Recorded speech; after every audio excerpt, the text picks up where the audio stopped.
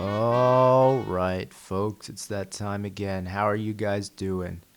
Uh, so in today's episode, I want to talk a little bit about uh, balancing your schedule, balancing your efforts and your energies between uh, various different projects and then various different aspects of your musical projects, right? And then balancing your efforts and energies between your responsibilities, like your day job, your family, bills, uh, grocery shopping, things like that, and then balancing that with your need to make music, and then different aspects of that too, not only the writing and the playing and the recording and the live shows, but also the advertising and the trying to book those shows and doing business and making sure that all your band members get paid and trying to get that stuff out to Spotify and then trying to make sure that people actually listen to it and that it actually gets out to the people it needs to. And it's a lot to balance sometimes. And then also, that physical fatigue from constantly trying to play those live shows can really wear on you sometimes. So then you have to take into account your physical fitness as well. Uh, it can be a lot to balance. And I do kind of want to focus on that physical fitness piece because we don't always talk about that a whole lot, right? And I'm not talking about like you have to be, uh, a super Olympic performer, anything like that. I'm just saying, like, trying to maintain your physical stamina so that you can keep going, so that you can play the shows, unload and unload your gear. Because let's face it, unless you're uh, unless you've reached a point where you can afford to pay people to do that for you, you're going to be loading and unloading your own gear.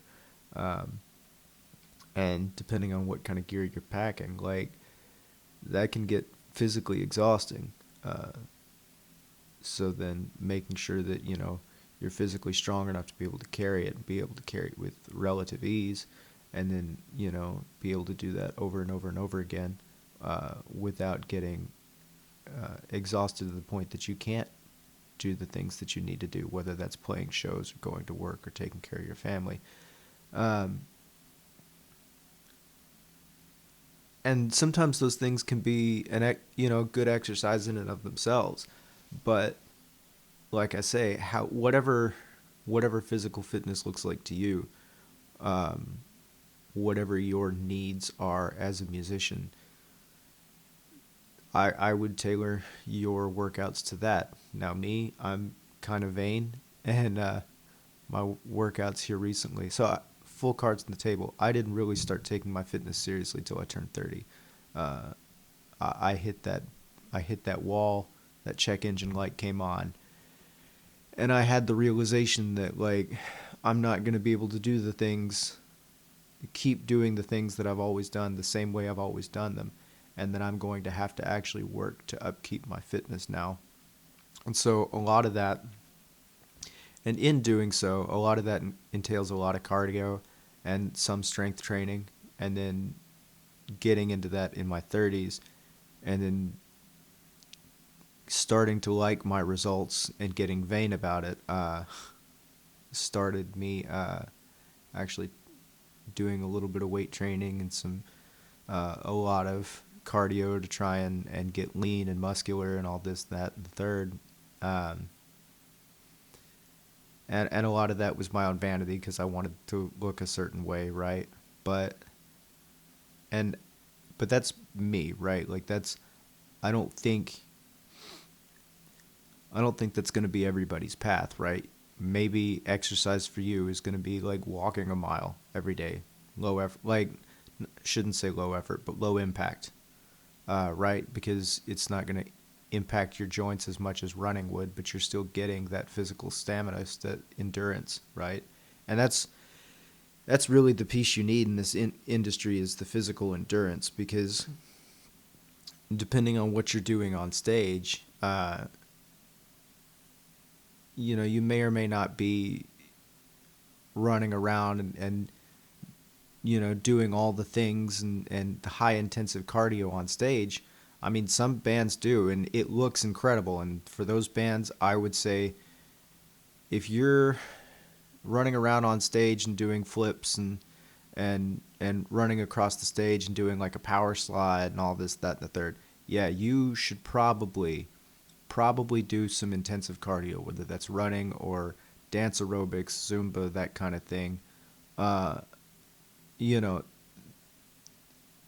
that's gonna like that's a workout in and of itself. And so like trying to maintain the physical uh,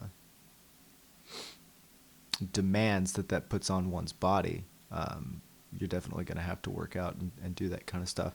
And then I would highly suggest, if you're, like I said, if you're carrying your own instruments, if you're a guitar player or a bass player carrying your bass plus your amp and all your cables, I would recommend, working out with some dumbbells now and then. Maybe just carrying them across, across the gym, maybe doing some lunges or something. Uh, but even just like picking them up, walking across the gym, back and forth, and then taking a break for a few seconds and then doing it again and again and again. Like, that's honestly not a bad workout, and that's practical based on, whatever your amp weighs, right? Your amp and your guitar. And I don't know what kind of amps you guys are lugging around. I know sometimes like 25 pounds could be a heavy amp. I know some of the older school amps are upwards of 50 pounds. And God bless you guys that are hauling those things around. Couldn't be me. Um, I'd have to get some casters or some wheels for that sucker. Um, and if your gear has casters and wheels, if you've got like a dolly or something that you can bring in, then maybe for your workouts try uh, putting some weight on the dolly and hauling that a long way or something. But the point is, in your off time when you're not constantly playing shows and you're not doing the same physical, putting the same physical effort in and day out, to maintain that physical fitness through doing similar or the same actions, so that your body gets accustomed to that, and it gets, I don't want to say it gets easier, but it stays easy, or gets easier, I guess. Um, and then, maintains the ability to be able to do that time and time again without getting super fatigued. And then going back to balancing all of your various different projects.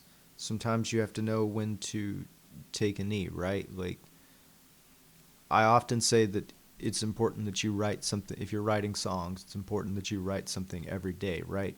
Well, that doesn't necessarily equate to writing a whole finished song every single day. Maybe that's writing just one line or two lines that rhyme.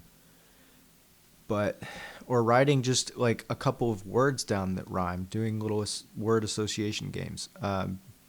Just 1 to 2 minutes of something quick. Hey, I had this idea. Um, Something like that. That is appropriate. That is perfectly fine, especially if you are taking some time and to step away from things, because that's important too. You need to know when to step away, when to say, look, I just need a break. Um,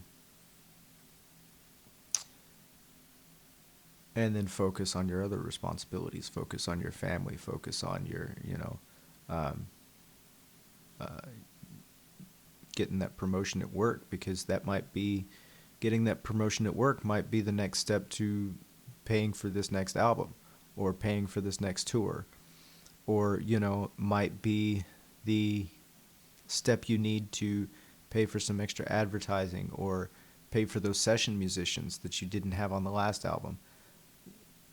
Things like that. So, being a good musician is being a good steward of your time, which isn't always firing on all cylinders 99.9% of the time. Being a good steward is knowing that you can't give 100% of the time to 100% of your activities.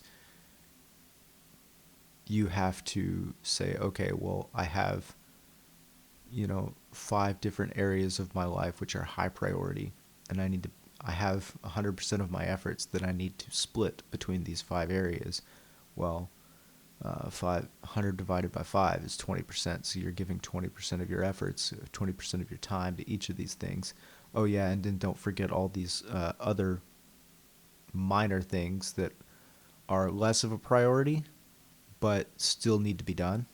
Um, so then you've got to kind of know where, okay, what area can I detract from that I can't get, that I don't necessarily need to give that full 20% of my time to, that I can maybe take 10, 15 minutes to go grocery shopping. Or, what can I cut into to, you know, do that 10, 15 minutes to make that phone call to pay my bills. Or, things like that. Um, and then, like I said, knowing when to say, okay, I need to step away from my music right now. Or saying, you know, to the wife, hey, honey, like, I'm going to be working late this week, and then after that, it's going to get a little better. So knowing when to kind of change up, because you don't necessarily need to maintain the exact same schedule all the time. Um, Telling some of your friends, hey guys, I can't hang out this week because I'm going to go spend time with the wife, or I'm going to go spend time with uh, XYZ, or I'm going to be working late this week, or I'm going to be in the studio trying to cut this next album, or, telling some of your bandmates, hey, like, I'm going to take like a break for a few weeks because I'm fucking exhausted. Um, and telling your bandmates, hey, like, let's take a couple of weeks, 2-3 weeks, take a breather, go spend time with the fam, uh, you know, go take a walk out in the park, and just clear your head, right? Get that little R&R that you need so you can come back. And this is all coming off because I'm having a conversation with a very close friend of mine who is working 2 full-time jobs, commuting an hour and a half one way every single day to each job. So I guess that's like 3 hours. Plus the drive home. And then plus his trying to find time to spend with his partner and, cook dinner and do all this stuff. It's extremely demanding. And you have to know when to say enough is enough. Now, obviously, like I say, he's got bills to pay. So he can't just up and quit his job immediately, although he is working towards that eventual goal to be able to leave one of the jobs and for the other. But that financial stability piece, right, can be an important hurdle, and knowing how to game plan to get around that, because let's face it, living hand to mouth is not sustainable. We've all been there. I remember when I was 21, 22, right around that time frame. 20, 21, 22, it was difficult. And I would take any work I could get. A lot of times that was under the table cash work because that's what I preferred, I guess. And sometimes that really works out in your favor. Sometimes that really screws you. But I learned some lessons. And I eventually found a good, decent career that paid the bills for a while and set me up for some other things. And now I'm going with this. So it's all about knowing what you're able to give, what you're able to do, what you're up for mentally. And I'm not going to say that I liked that job. there were certainly days when I thought it was absolute fucking hell.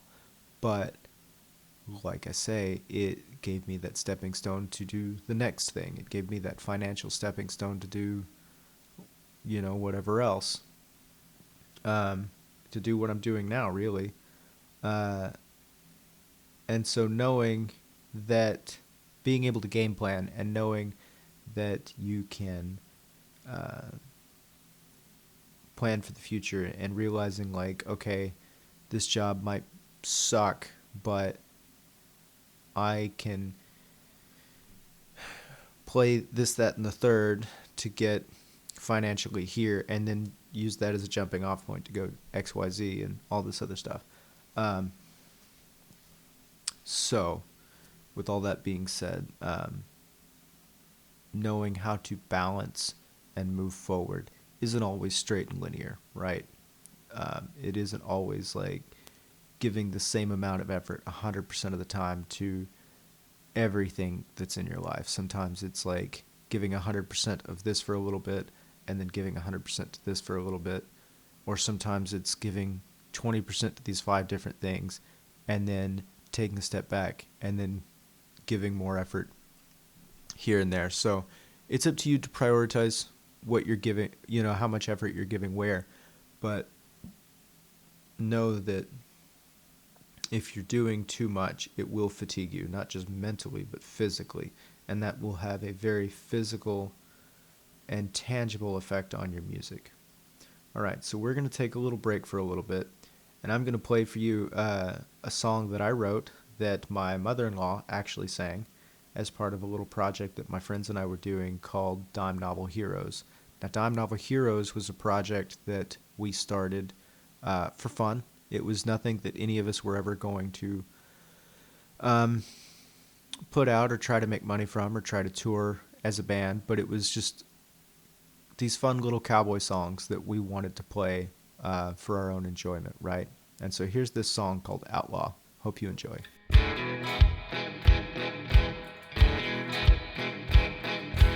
He was riding into town on a plain white horse, iron on his hips, a twisted grin on his lips.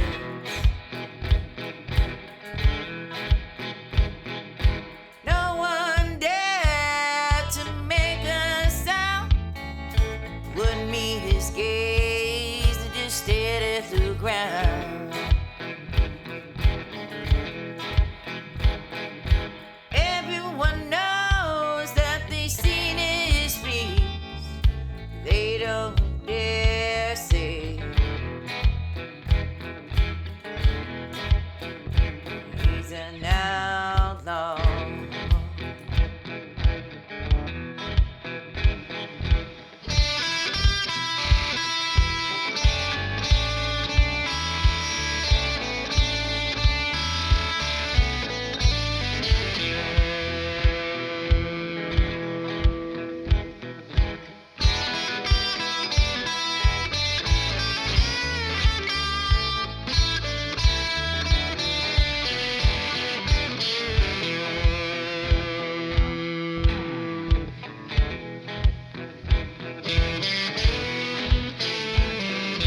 Killed many men and he'd do it all again. He has no regrets, he owes no debt.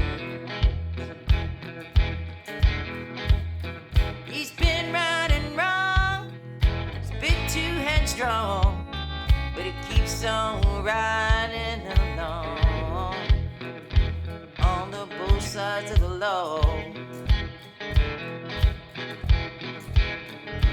When the clock strikes noon, he's paid all his dues. At the end of his gun, Wild West was won. Oh, he's an outlaw. He's an outlaw.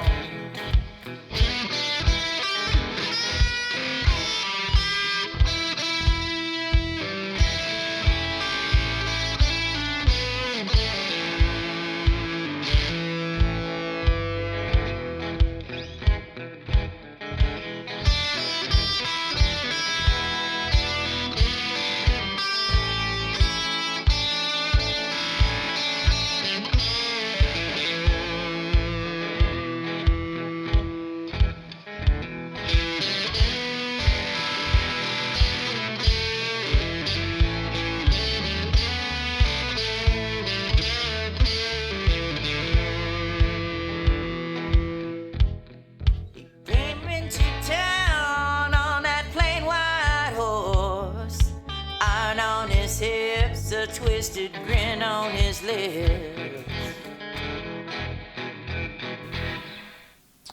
All right, so that was Outlaw. Uh, so that was a song that I wrote and recorded myself on my Chasing Ghosts album. And so when we were doing this Dime Novel Heroes project, like I said, it was a project for us to all kind of take a break from the music that we had all been doing and just focus on something kind of silly and I guess a little bit more thematic, if nothing else. Uh, an album of all cowboy songs is not something that I wanted to release on my own name or do under my own project.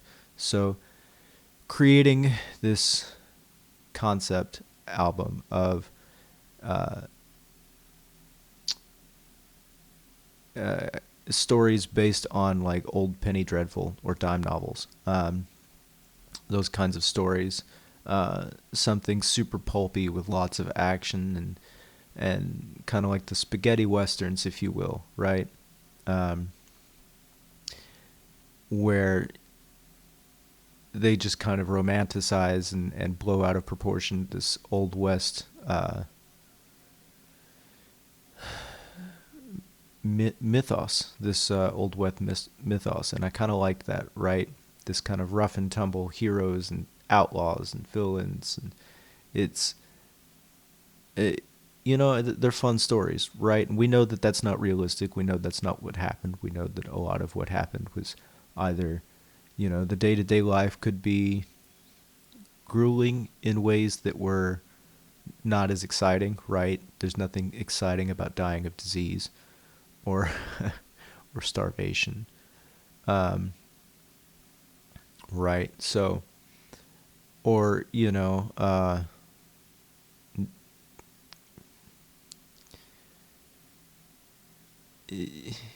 nothing quite exciting about living a very difficult and arduous lifestyle. Don't get me wrong; it can make for good cinema sometimes, but like we know that the day in and day out was not quite so exciting, right?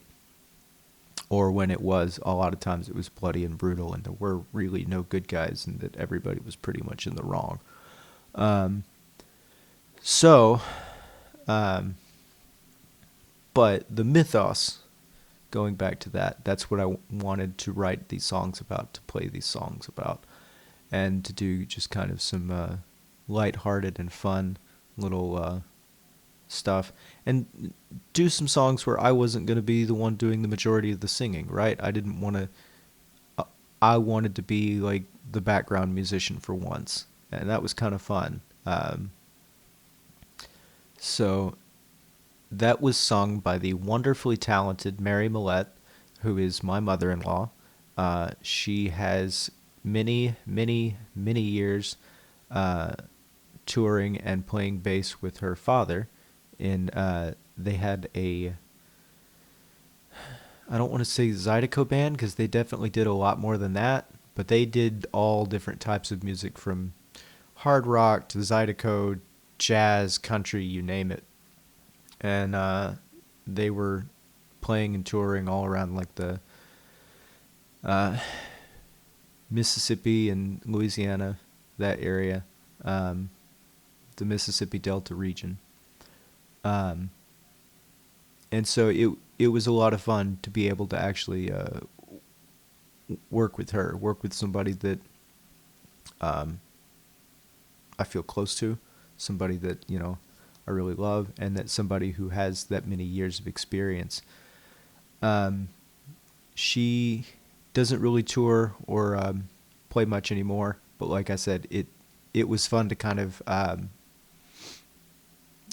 work like that, and that's what that project was meant to be. And so using that as a springboard, like I say, sometimes it's important to kind of step away from things and just do something fun, right? Something that's going to help you get back into a certain mindset. Because like for me, when I started this project, I'd kind of hit a roadblock and I was having difficulty writing new songs for this last album I just released. I think I was working on the Nothing Stays the Same album, and then subsequently the This Means War album. And I just kind of wanted something else to chew on, right? So, and as I've said many times, I came up playing country music. I came up playing cowboy songs. And so a lot of these, we covered a few old, like, Gene Autry and Roy Rogers type stuff, too, which was great. Hearing those songs and playing those songs again, we played some songs that, well, for one, some that I've never even learned, but others that, like, I probably haven't touched in, like, 15 years. So it was fun to be able to just do musically things that I wouldn't normally do. That album has a lot of banjo. That's not something you hear me play very often, but I got to pull out the banjo, pull out the mandolin. I don't think we could convince my wife to pull out the violin. She doesn't do that very often. But I swear one of these days we'll get her. We'll get her to play on something, some little project somehow.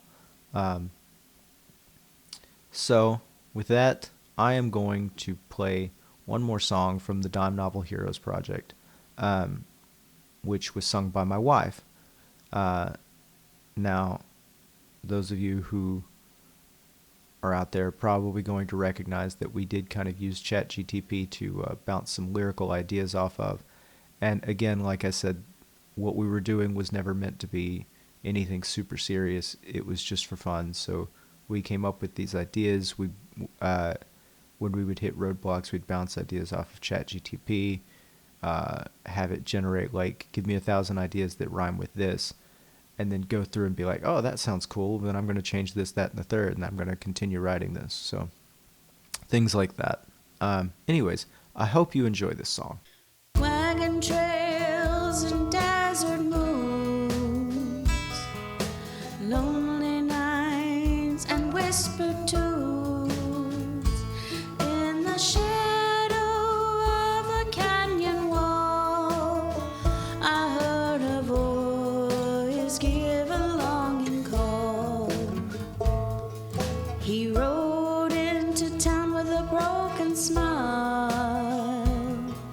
I'd never met a man so free or wild. Eyes like rivers deep and wide, stolen moments where our hearts collide.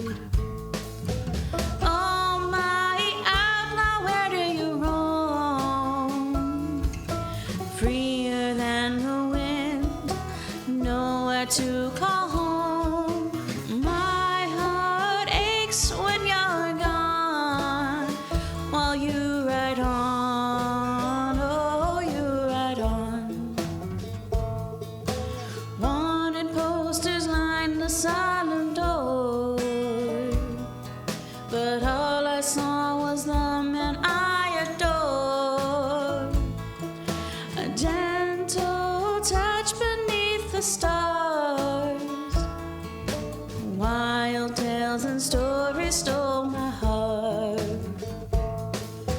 Life on the run, it ain't a charm, but there's a softness and a warmth in his arms.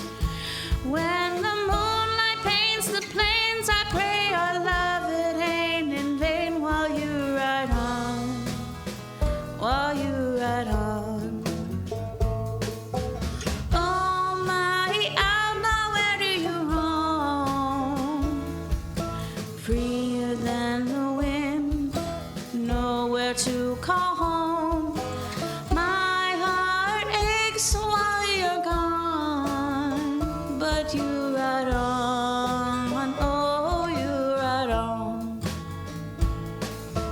Oh my outlaw, where do you roam? Freer than the wind, never to call home.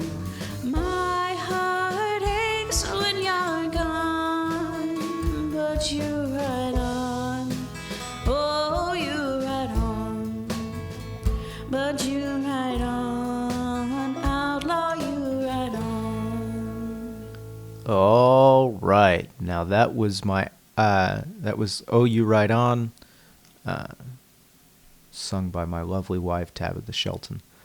So yeah, going back to this, it was, like I said, it was a way for me to break out of formula, pull out some instruments I don't usually play, and to work with some friends who play other similar instruments, guitar and bass, and had other singers like Tabitha and Mary. So sometimes it's nice to just step away from your responsibilities and break form and do something completely different, right? And then you can come back to things with a fresh mind and with, fresh ideas. So this episode has been about balancing responsibilities and balancing your time and your energy, knowing when to step away, knowing when to just do something else, right? And then balancing that with being able to maintaining your health, so physical fitness and, getting the good diet, whatever that looks like to you. Not necessarily saying you had to do any kind of fad diets, but just whatever a good diet looks like for you, leafy green vegetables, meats, grains, fresh foods, that kind of thing. And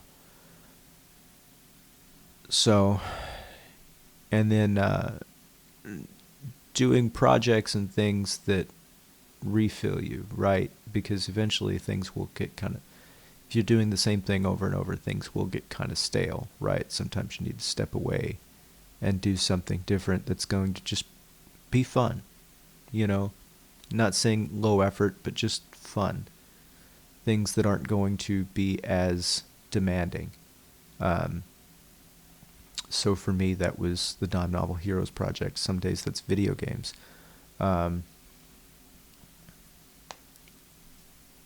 So knowing how to refuel yourself, knowing how to take care of the things that you need to take care of, and knowing when to take a knee, when to take a step back. So before I start talking in circles more than I already am, I'm going to sign off here.